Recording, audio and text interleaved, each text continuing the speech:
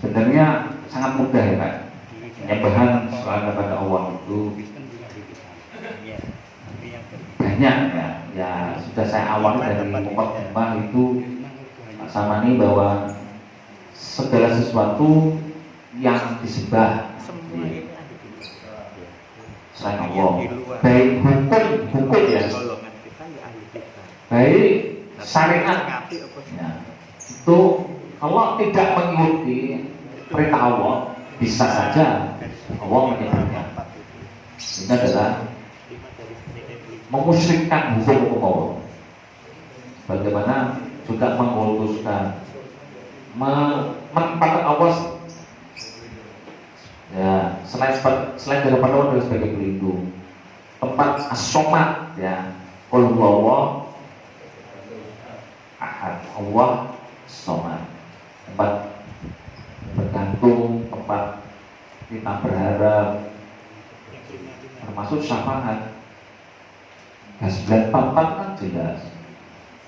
Tetapi pengertian tentang syafaat ini kan sudah kita bedah yang lalu-lalu ya, bahwa syafaat hanya milik Allah. Tapi kenapa manusia itu masih dengan latahnya, dengan viralnya, mudahnya menyampaikan selain daripada Allah itu mempunyai syafaat. Nah,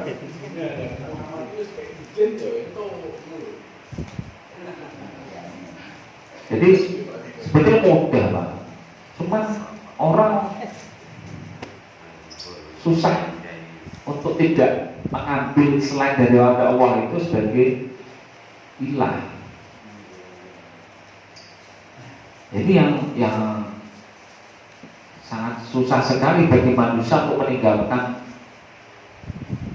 selain Allah. Padahal mereka itu juga tidak mempunyai kekuatan sultan. Sampai Allah menantang Pak, ini ya, menantang. Coba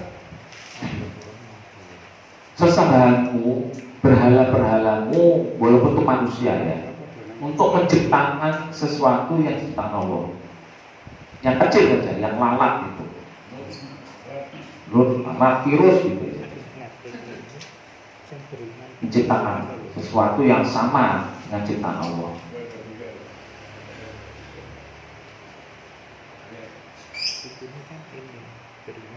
Nah ini disebut tentang lalat ini kan ayatnya banyak ya. Dan di surat Al-Hajj 22:73. Al-Hajj 73. Ya ayuhan nas, duriba matalum fastami'u Allah. Innal ladzina yastami'una min dunillah la yakhluqu dubaban. Ya dubab. Wala istama'u lah. Wa ayyas lubuhum dubab syai'a la yastanqidhuhu minhu dhafat talib wal matlub. 273 ini. Wahai manusia, ya ayuhan nas, telah dicontohkan duriba mafalu fastamiyau, maka dengarkanlah dia. Sesungguhnya yang kamu suruh Allah tidak bisa menciptakan seekor lalat atau semut lah, pokoknya kalau dulu kan dubab ya. Kan zaman peradaban waktu zaman Nabi Muhammad yang paling kecil dianggap saja ya lalat atau serangga-serangga seperti ulat, semut, namel, ya. Coba suruh buat lalat aja yang paling kecil lah, yang mudah gitu. Walaupun sama atau berhala-berhalamu kamu kumpulkan, siapa saja yang kamu sembah-sembah, yang kamu kultuskan sama Allah, itu dikumpulkan semuanya untuk buat lalat. Jikalau wadiyas luluh kutubah, dan jika telah merampas sesuatu dari mereka dapat merebutnya kembali. Memang lemah yang meminta at-tolib untuk at-tolib wal makhluk. antara yang tolek, yang minta-minta sang penyembah berhala itu lemah. Wal matlub yang diminta atau berhala-berhala itu juga lemah. Tidak bisa apa-apa. Hanya Allah yang punya sultan daya, kekuatan.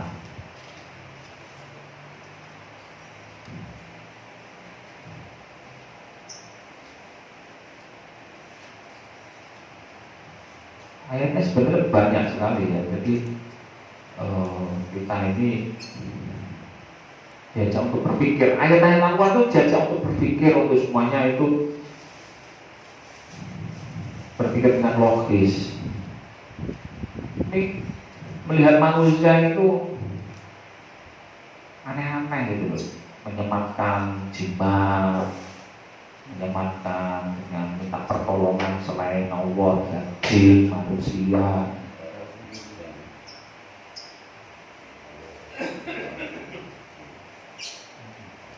Padahal Nabi sendiri juga tidak pernah minta dirinya itu disembah. Di surat 3 ya, ayat 80 kalau tidak salah.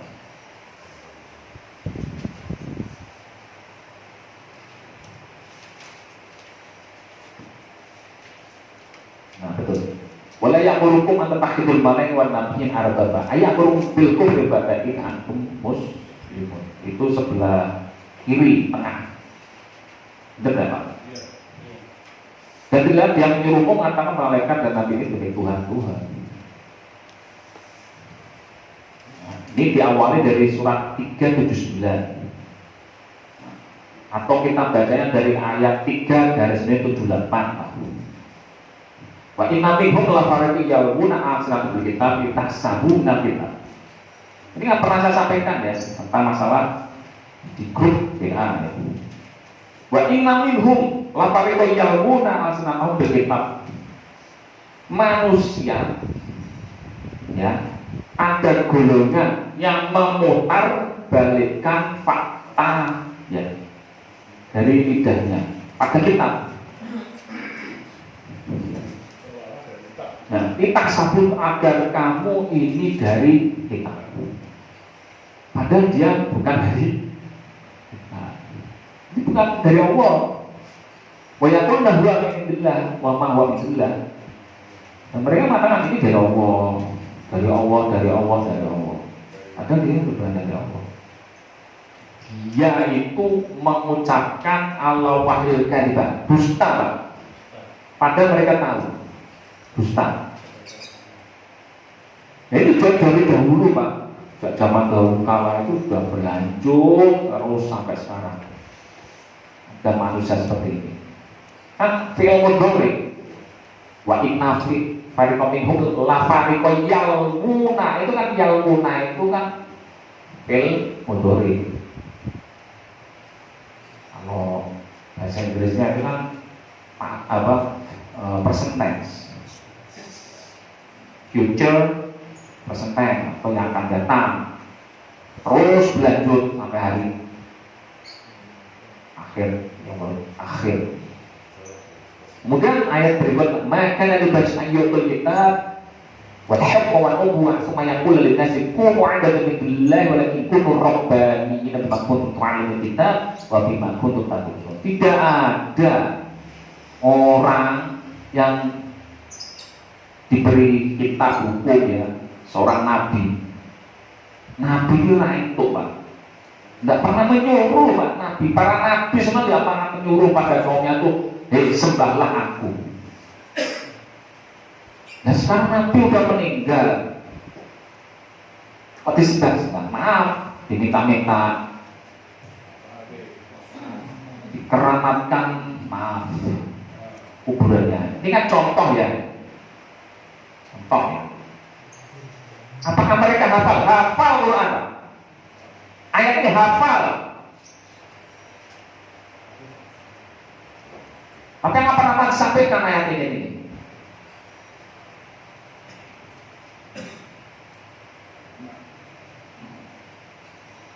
Nabi tidak pernah diminta disuruh Allah itu maka libasan ayat kitab wal hukma wan nubuwah. Itu kan Nabi dari nubuahnya yang mana? Dikasih hukum, hikmah, kitab, ya Quran Nabi Muhammad. Cuma yang kulali nasi dan kemudian mereka atau Nabi Muhammad yang mengatakan pada seluruh manusia, mau ibadah ini, wah, hei manusia, jadilah hamba-hamba. Tapi Nabi itu menyuruh pada umatnya, kunu rabbaniyina, hanya pada rohnya Allah menyembah. Dimakun tumpang kita dimakun tumpang terus. Dan akhiri wala ya'murukum an tattakhidul malaika, dan tidak menjadikan malaikat-malaikat para nabi-nabi itu arbaba, Tuhan-Tuhan selain Allah.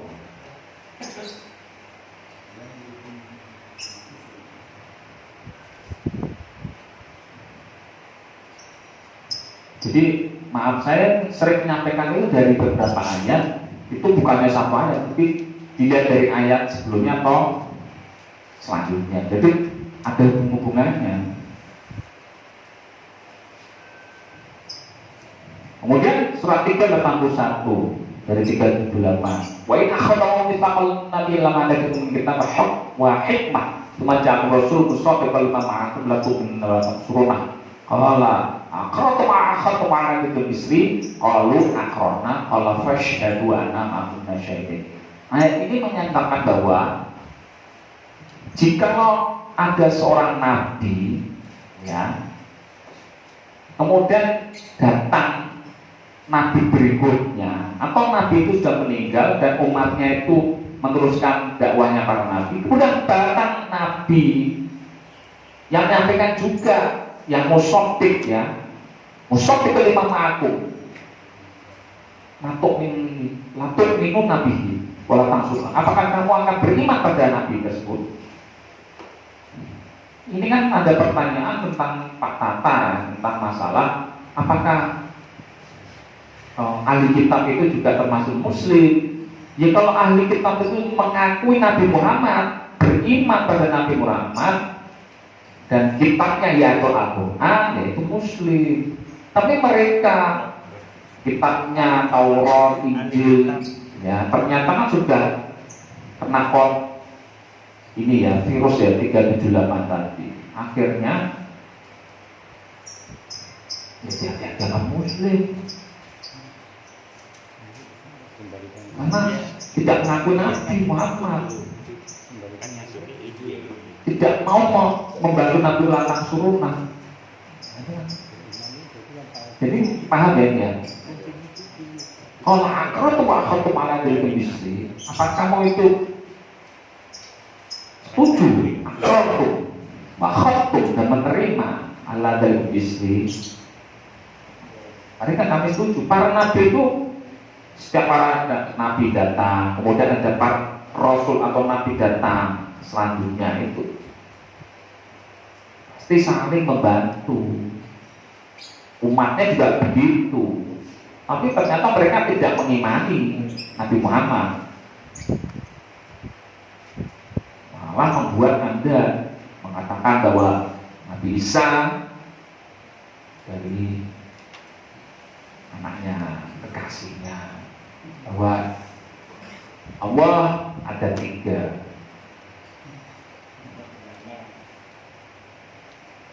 Nah, dari ayat-ayat ini semuanya itu kan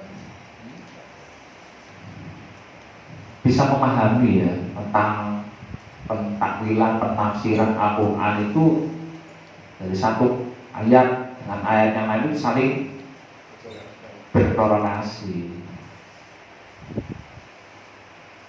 Jadi tidak mengambil satu ayat misalkan surat 262 ya, minal ladzina hadu wa nasar wa sabi wal asbat, ya kan, dari orang-orang Yahudi. Ya benar, orang-orang Yahudi. Wa nasar wa sabi man amana billah wal akhir. Surat 262 itu kan surat Al-Baqarah paling atas kiri, dianggap orang beriman. Terus semua agama sama. Dan bagaimana pengertian seperti itu? Nggak ada ini. Ulama terkenal mengatakan semua agama sama.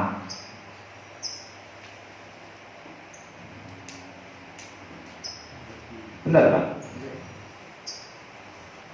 Orang-orang Yahudi, Nasrani, sahabat beriman, Islam.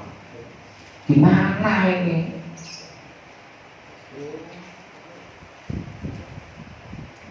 Coba kita buka dengan ayat-ayat yang lain.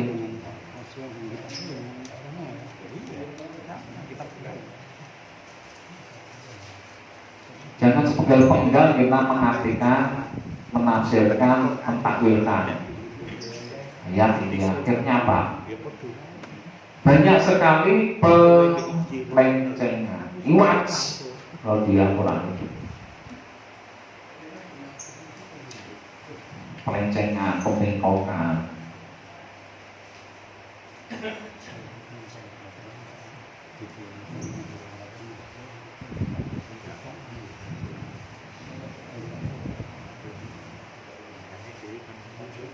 Ya. Kemudian ada pertanyaan tadi mungkin dari Pak Zubri, monggo Pak. Di surat An-Nisa ayat 117 tentang pengertian dari inasan berada di sini apa? 117 tentang inasan berada.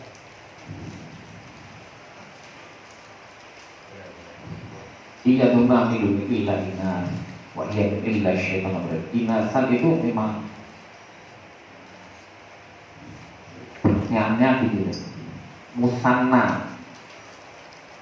Musanna itu kan dua. Jadi sesuatu yang bukan satu gitu ya.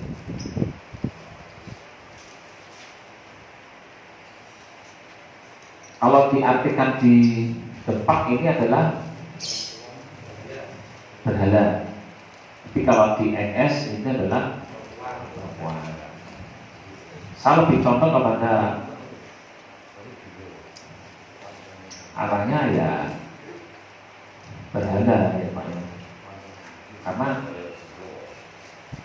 inas atau watan itu adalah berhala.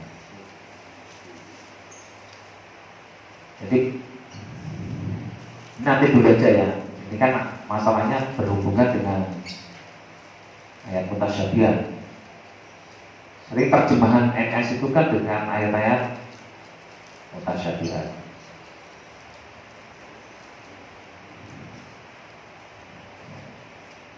Jadi kita tidak mengartikan secara benar atau tidak, tetapi mengambil bahwa kata dalam Al-Quran itu dari akar katanya dari mana sih? Ya, gitu. Seperti itu subur, ya, isnan, inas, mustanna, taknir. Nah itu kan semuanya itu kan berhubungan dengan dua, ya, dua. Atau kalau dua itu kan yang ya yang dua kan.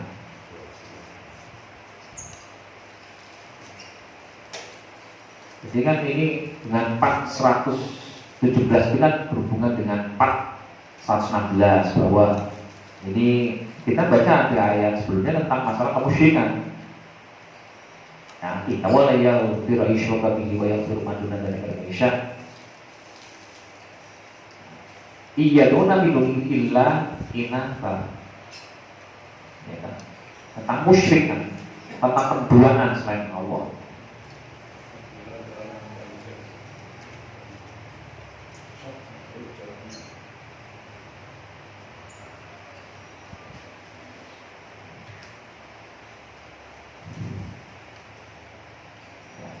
Jadi pengertian ini kita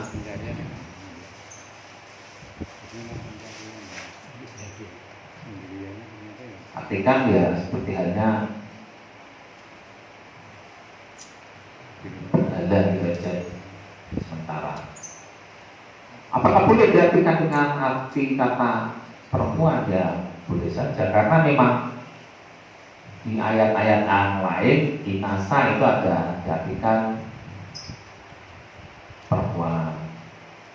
Saya buka itu memang kataan inas itu adalah perempuan, kan mu'annas ya, mu'annas ya, kan mu'annas sim, mu'annas.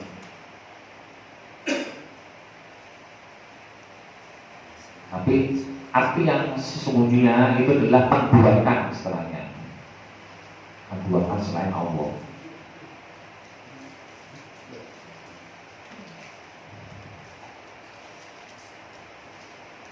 Kalau cobaan bisa